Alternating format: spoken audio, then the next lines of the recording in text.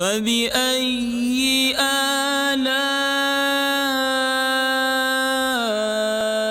رَبِّكُمَا تُكَذِّبَانِ۔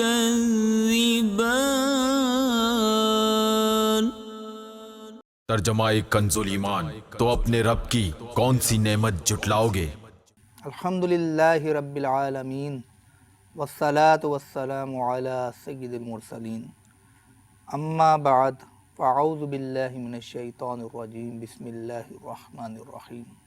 الصلاة والسلام علیک یا رسول اللہ وعلی آلک واصحابک یا حبیب اللہ۔ الصلاة والسلام علیک یا نبی اللہ وعلی آلک واصحابک یا نور اللہ۔ میٹھے میٹھے اسلامی بھائیوں اور مدنی چینل کے ناظرین، درود پاک سے متعلق بہت ہی پیاری حکایت، وہ بھی اونٹ کی، علامہ طبرانی علیہ رحمۃ اللہ الغنی نے المعجم الکبیر میں نقل کی ہے کہ حضرت سیدنا زید بن ثابت رضی اللہ تعالی عنہ فرماتے ہیں کہ ایک دن صبح کے وقت ہم اللہ عز و جل کے محبوب دانہ غیوب منزہ عن العیوب صلی اللہ تعالی علیہ وآلہ وسلم کی خدمت اقدس میں حاضر تھے۔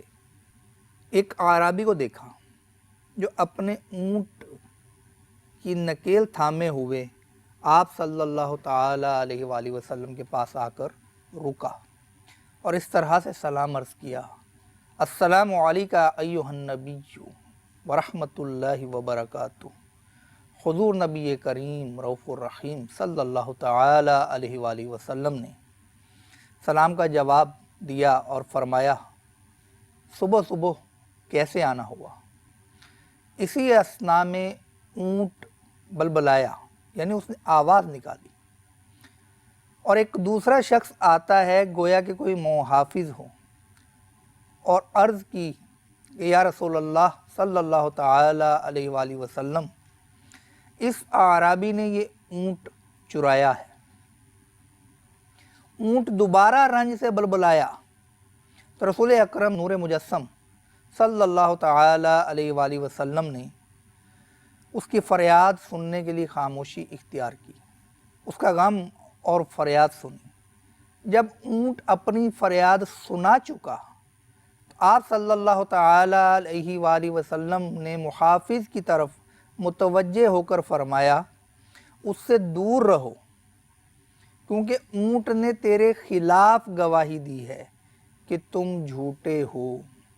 جب وہ الزام لگانے والا محافظ واپس چلا گیا تو آپ صلی اللہ تعالی علیہ وآلہ وسلم نے اعرابی کی طرف متوجہ ہو کر استفسار فرمایا کہ جب تم میرے پاس آئے تھے تو کیا پڑھا تھا؟ اس نے عرض کی کہ میرے ماں باپ آپ صلی اللہ تعالی علیہ وآلہ وسلم پر قربان، میں نے یہ پڑھا تھا: اللہم صلی علی محمد حتی لا تبقى صلاح، یعنی اے اللہ عز و جل محمد صلی اللہ تعالی علیہ وآلہ وسلم پر بے حد درود بھیج۔ اللہم بارک علی محمد حتی لا تبقى برکہ، کہ اے اللہ محمد صلی اللہ علیہ وسلم پر بے انتہا برکتوں کا نزول فرما۔ اللہم وسلم علی محمد حتی لا یبقى سلام، یعنی اے اللہ محمد صلی اللہ تعالی علیہ وآلہ وسلم پر بے انتہا سلامتی فرما۔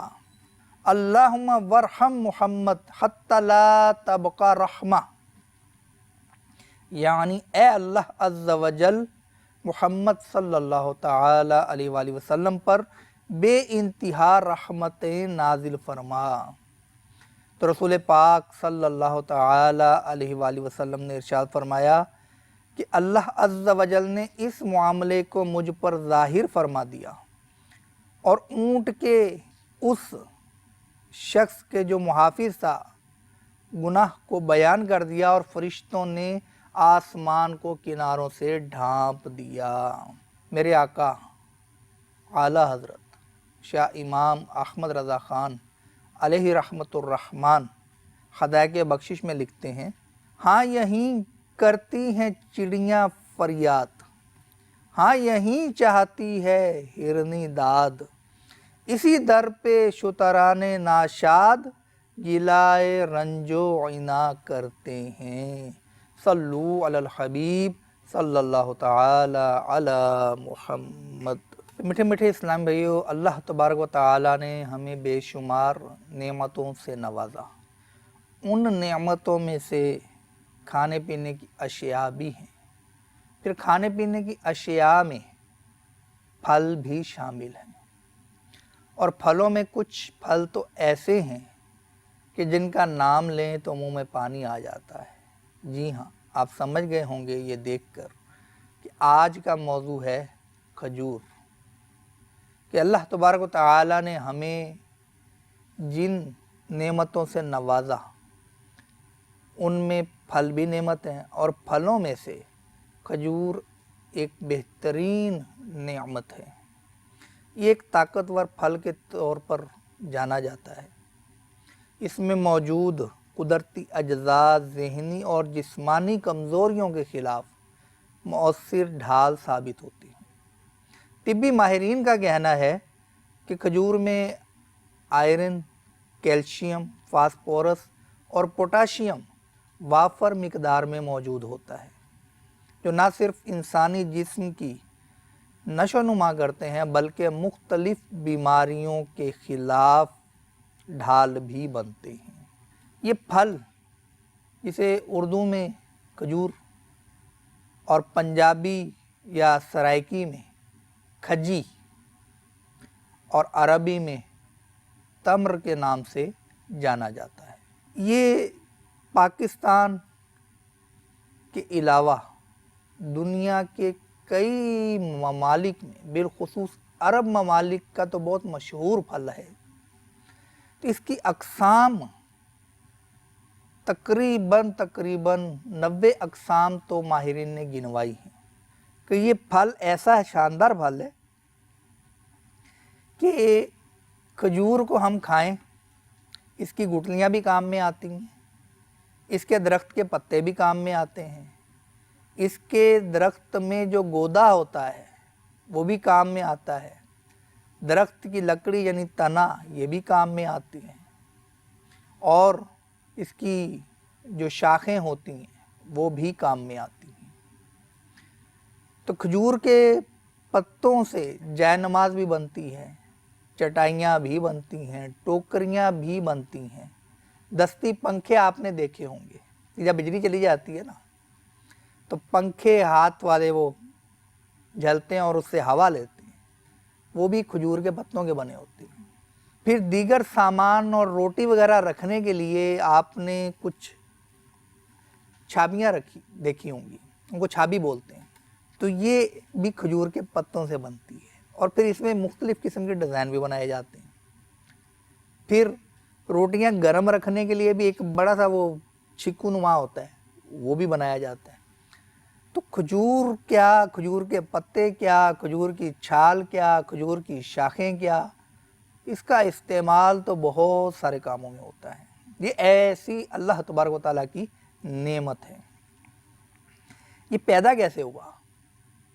مرکات المفاتح شرح مشکات المصابیح میں ہے کہ حضرت آدم علیہ نبینا علیہ السلام کی بچی ہوئی مٹی سے کھجور کا درخت پیدا ہو گیا، اور جو بچوں کو پہلی خوراک کے طور پر، جسے ہم گھٹی بھی کہتے ہیں اور عربی میں اس کو تحنیک کہتے ہیں، یہ کھجور کا جو تھوڑا سا حصہ الگ کر کے تو کوئی بزرگ اپنے منہ میں چبا کر نرم کر کے تو وہ بچے کے منہ میں ڈالتے ہیں، تو وہ بھی صحابہ کرام علیہم الرضوان جب ان کے ہاں بچہ پیدا ہوتا، قربان جائیے ان بچوں کی قسمت پر، ان کو نبی پاک صاحب لولاک صلی اللہ تعالی علیہ وآلہ وسلم کی بارگاہ میں لے جایا جاتا، اور آپ کھجور چبا کر اپنی زبان شریف سے اس کے تالو پہ لگا دیتے، تاکہ بچے کے منہ میں سب سے پہلے ہمارے مدنی آقا صلی اللہ تعالی علیہ وآلہ وسلم کا لعاب شریف پہنچے تو اس عمل کو تحنیک کہا جاتا ہے۔ تو شہد کی بھی گھٹی دی جاتی ہے۔ تو کھجور یہ مختلف کھانوں میں بھی استعمال ہوتا ہے، مختلف قسم کے اس کے کھانے بھی بنتے ہیں۔ حضرت ابن عباس رضی اللہ تعالی عنہما فرماتے ہیں کہ رسول پاک صاحب الاولاق صلی اللہ تعالی علیہ وآلہ وسلم کا محبوب ترین کھانا روٹی کا سرید تھا اور کھجور اور مکھن کا سرید۔ کھجور اور مکھن کے سرید کو خیس کہتے ہیں، ہا یا سین۔ اس کے لغوی معنی ہے ملی ہوئی چیز۔ اب آپ یہ کھجور لیجئے تو کھجور کے گودے کو الگ کر لیجئے گٹلی سے، اب اس میں ڈال دیجئے مکھن، اس کو مکس کر لیجئے، اس کو کہتے ہیں خیس۔ اسی کو ہریسہ بھی کہا جاتا ہے، جس میں مزید گھی بھی ملایا جاتا ہے، چوہارے بھی ملائے جاتے ہیں۔ تو یہ نبی پاک صاحب الاولاق صلی اللہ تعالی علیہ وآلہ وسلم کو بہت پسند تھا اور یہ بڑا لذیذ ہوتا ہے۔ تو کھجور قوت بخش چیز ہے، تو مکھن سے مل کر اس کی خشکی کم ہو جاتی ہے اور لذت بڑھ جاتی ہے اور نقصان بھی جاتا رہتا ہے، تو یہ بہت لذیذ ہوتی ہے۔ پھر اس کا مشروب بھی بنایا جاتا ہے کہ کھجور کو رات کو پانی میں بھگو دیجئے اور صبح اس کو نتھار لیجئے، اس پانی کو پئیں تو بہت سارے طبی فوائد حاصل ہوتے ہیں، لیکن یاد رہے کہ زیادہ ٹائم رکھے رہنے سے اس میں نشہ پیدا ہونے کا امکان ہوتا ہے۔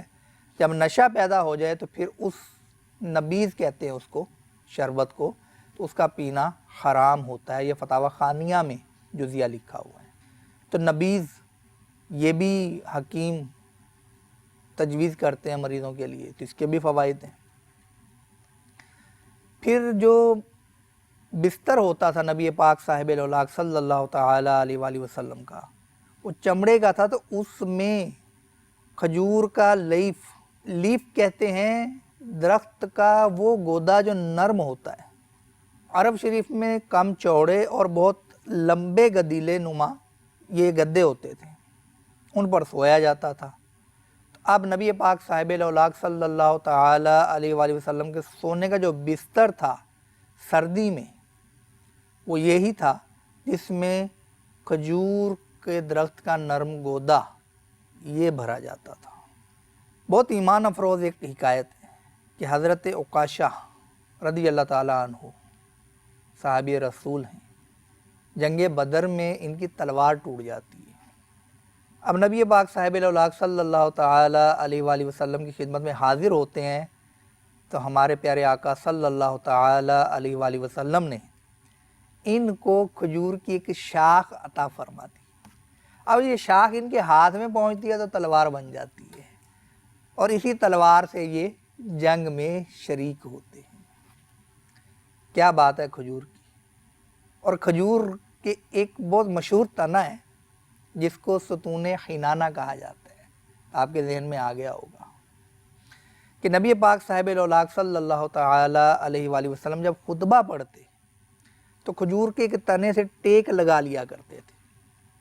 تو یہ مسجد کے ستونوں میں تو یہ کھجور کا تنا بطور ستون بھی استعمال ہوتا ہے۔ اس کو چھت کے اندر شہتیر کے طور پہ بھی استعمال کیا جاتا ہے، اور اس کی اگر کٹائی کر کے تو مزید اس کے جناب وہ چھت بنائی جاتی ہے، پھر چھت کے اوپر کھجور کے پتے ڈال دیے جاتے ہیں، اوپر مٹی ڈال دیں تو بہترین چھت تیار ہو جاتی ہے، جو گرمی سے بھی بچاؤ کرتی ہے، دھوپ سے بھی بچاؤ کرتی ہے، بارش سے بھی بچاؤ کرتی ہے۔ بہرحال تو اس طرح کے آپ نے گھر دیکھے ہوں گے جہاں پر اس طرح کی چھتیں ہوتی ہیں، اندرون سندھ میں اور جنوبی پنجاب میں چلے جائیں تو وہاں بھی، عرب شریف میں بھی کئی مقامات پہ آپ کو جہاں قدیم بستیاں ہیں وہاں پر اس طرح کے آپ کو چھتیں ملیں گی۔ بہرحال تو ستون تھا جو کھجور کے تنے کا تھا، اس کا نام تھا حنانہ۔ تو نبی پاک صاحب الاولاق صلی اللہ تعالی علیہ وآلہ وسلم اسے ٹیک لگا لیا کرتے تھے خطبے کے وقت۔ یہ بخاری شریف کی حدیث پاک ہے۔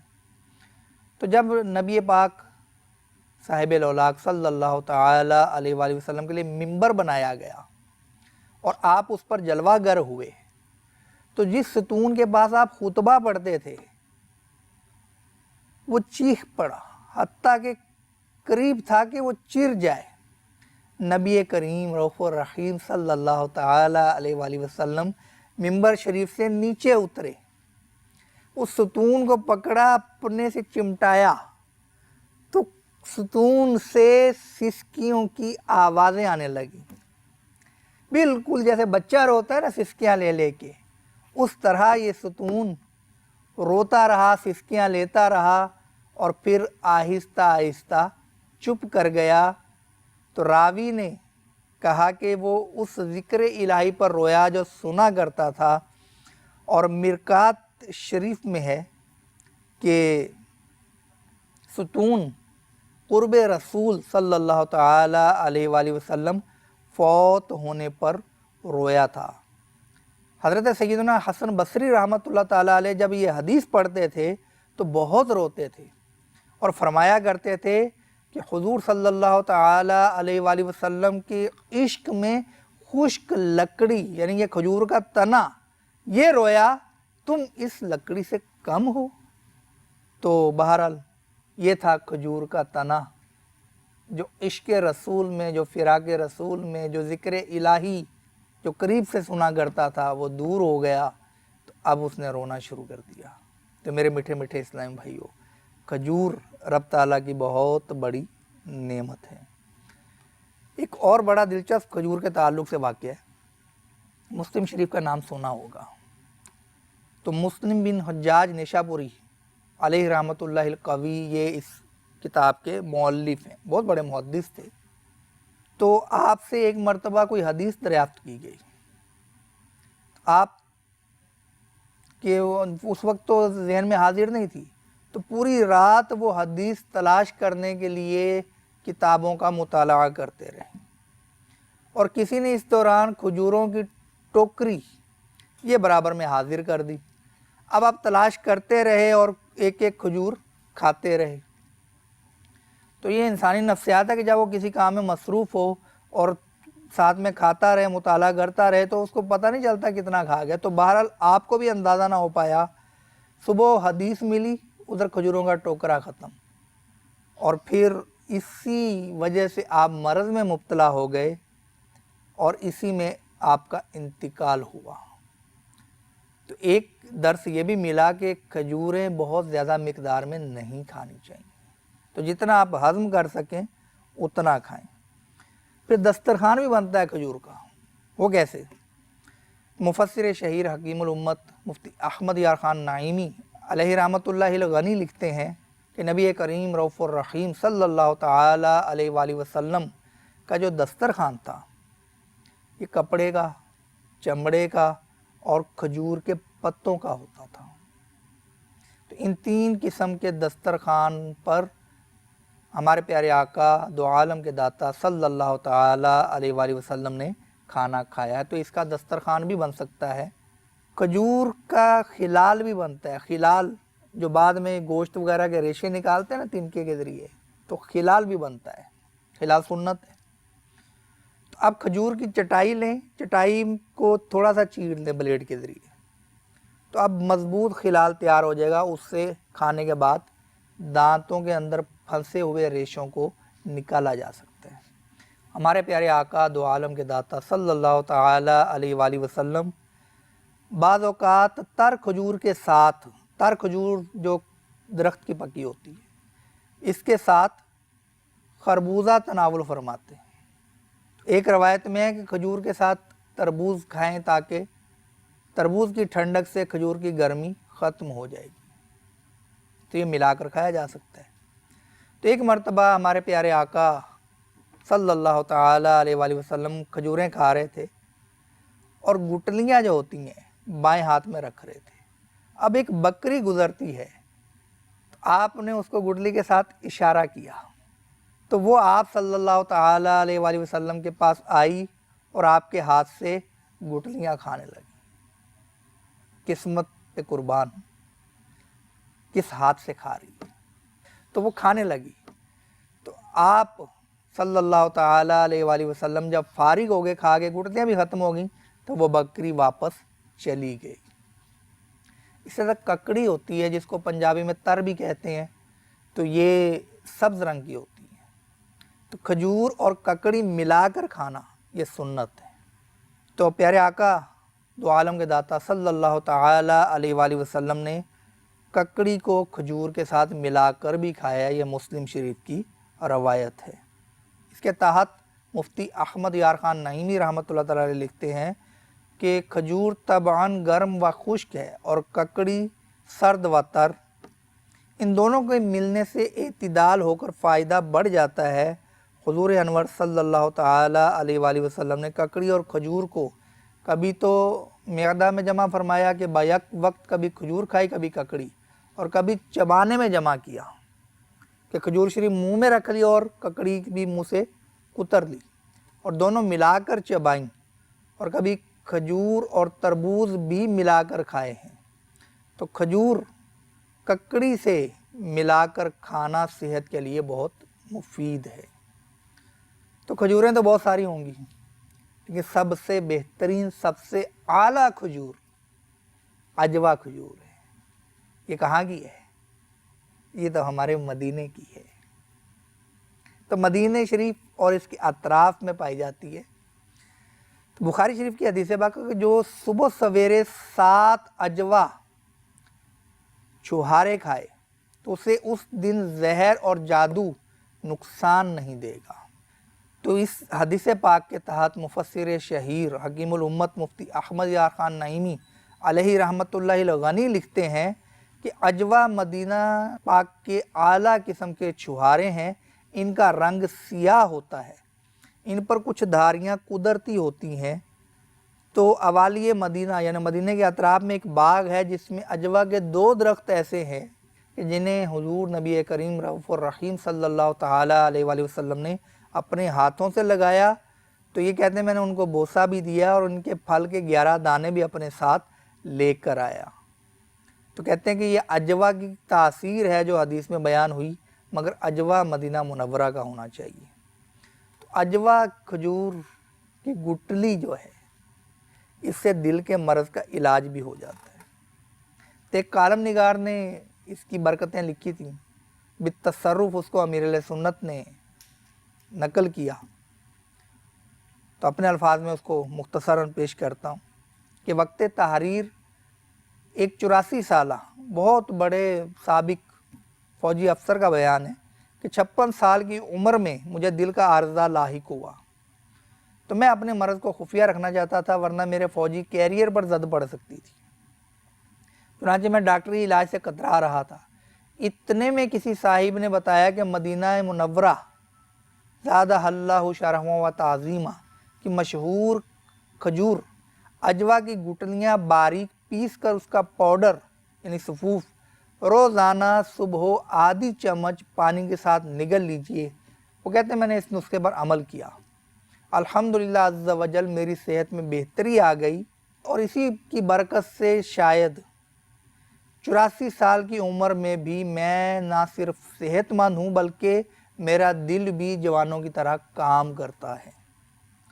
اسی اخباری کالم میں یہ بھی ہے کہ 1995 میں ایک مشہور شخصیت کو ڈاکٹروں نے بتایا کہ آپ کے دل کی 3 وال بند ہو گئے، تو انہوں نے اینجیوپلاسٹی کے لیے لندن جانے کا فیصلہ کیا۔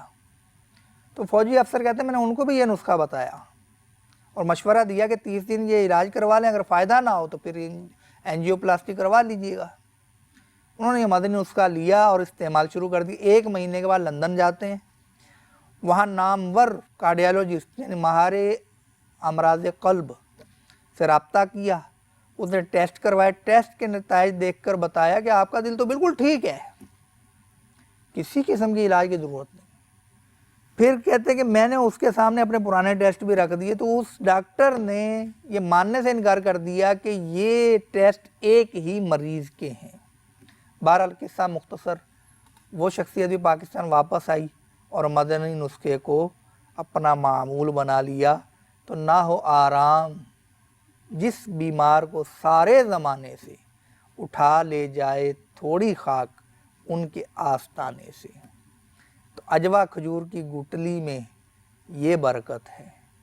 تو میرے میٹھے میٹھے اسلامی جو بھی علاج ہو وہ علاج طبیب حکیم یا ڈاکٹر ماہر ہو اس کے مشورے سے شروع کرنا چاہیے، کیوں کھجور کے فوائد بڑے، لیکن جس کو ہے ہی شوگر اس کو تو کھجور سے دور رہنا چاہیے، کیوں کہ اس کی مٹھاس ہے اور میٹھا شوگر کے مریض کے لیے زہر کی مانند ہے، تو وہ نہیں کھائے گا اس کو۔ سحری جب کرتے ہیں نا اس کے لیے بہترین سحری کھجور ہے۔ سنن ابو داؤد میں ہے کہ کھجور مومن کے لیے بہترین سحری ہے۔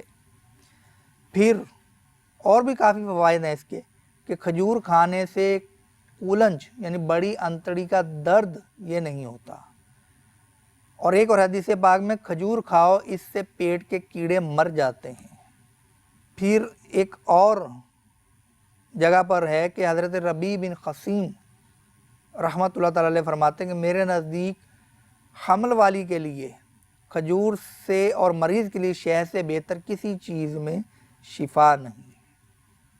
جو فاقے کی وجہ سے کمزور ہو گیا اس کے لیے کھجور بے حد مفید ہے، کیونکہ یہ غذائیت سے بھرپور ہے، اس کے کھانے سے جلد توانائی بحال ہو جاتی ہے، لہٰذا کھجور سے افطار کرنے میں بھی یہی حکمت ہے۔ دمہ، دل، گردہ، مثانہ، پتا اور آنتوں کے امراض میں کھجور مفید ہے، یہ بلغم خارج کرتی، منہ کی خشکی کو دور کرتی اور پیشاب آور ہے۔ دل کی بیماری اور کالے موتیے کے لیے کھجور کو گٹلی سمیت کوٹ کر کھانا مفید ہے۔ تو کھجوروں کی بھی بہت ساری قسمیں ہوتی ہیں، ایک کھجور تو یہ آپ کے سامنے پڑی، تو اس کو تر کھجور کہا جاتا ہے۔ تو کھجور کو جب درخت سے اتارتے ہیں تو پھر اس کو عام طور پہ یہ جو جن کے باغات ہوتے ہیں نا تو اس کو یہ دھوپ میں پھیلا دیتے ہیں، کچھ ٹائم اس کو دھوپ لگواتے ہیں، آدھا دن، پورا دن۔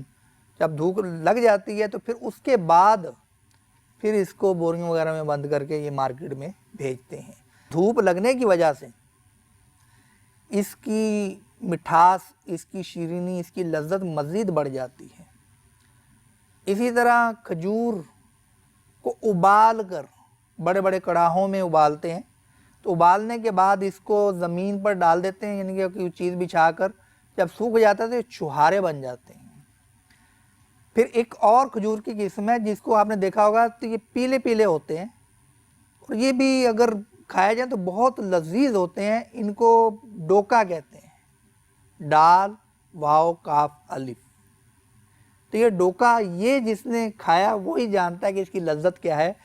تو کھجور ایسی رب تعالیٰ کی نعمت کہ یہ کچی حالت میں کھائیں تو مفید، پکی حالت میں کھائیں تو مفید، خشک حالت میں کھائیں تو مفید۔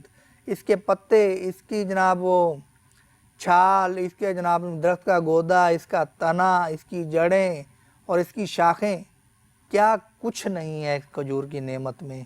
تو ہم رب تعالیٰ کی کن کن نعمتوں کا کیسے کیسے شکر ادا کریں، اگر ہم سوچنے بیٹھیں تو ہمارا دماغ کام نہ کریں۔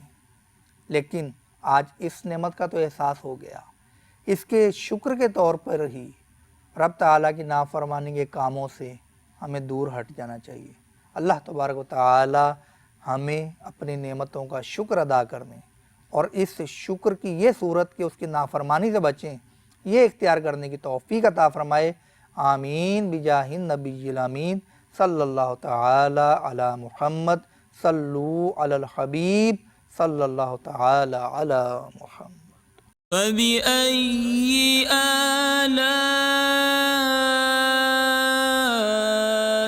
ربكما تكذبان۔